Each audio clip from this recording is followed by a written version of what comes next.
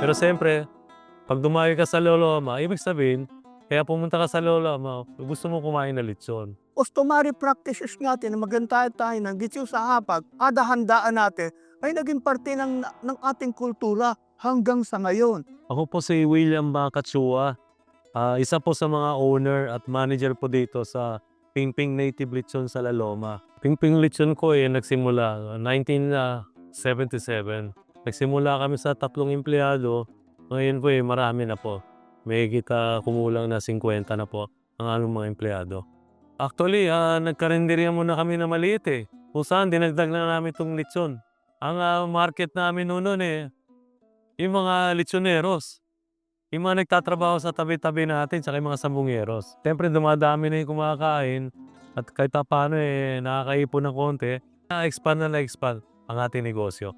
Dito po ang, talagang, best sellers namin dito maliban sa lechon, dinuguan, paksiw na lechon, bopis at ang pansit natin.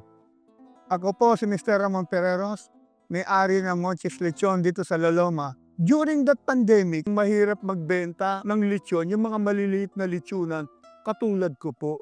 Pero, nung maging Lechon Capital of the Philippines, ang Loloma, ngayon, dinadayo na kami ng mga turista dahil sa Lechon Festival na to.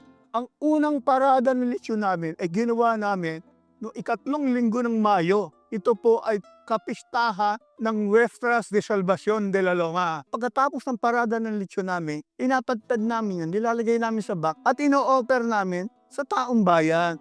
Alam nyo ba na ang La Loma, Quezon City ay under the supervision kami ng Quezon City Veterinary Department. Gusto nila maging mataas ang quality namin na kinakailangan magkaroon kami ng sanitary permit, na magkaroon kami ng glass showcase na katulad na ganito to avoid gas fume. Sa quality po, talaga pinanghahalagahan po namin. Mahalaga rin po kasi from light kicks pa lang, dapat makita mo na yung quality ho, hanggang sa pagluluto po. So inalagaan po namin buong industriya ng lechon dito sa La Loma po. Kasi nga, ang lechon ay simbolo ng pagmamahal sa pamilya, ng simbolo ng tagumpay at simbolo ng kasaganaan sa kultura nating Pilipino.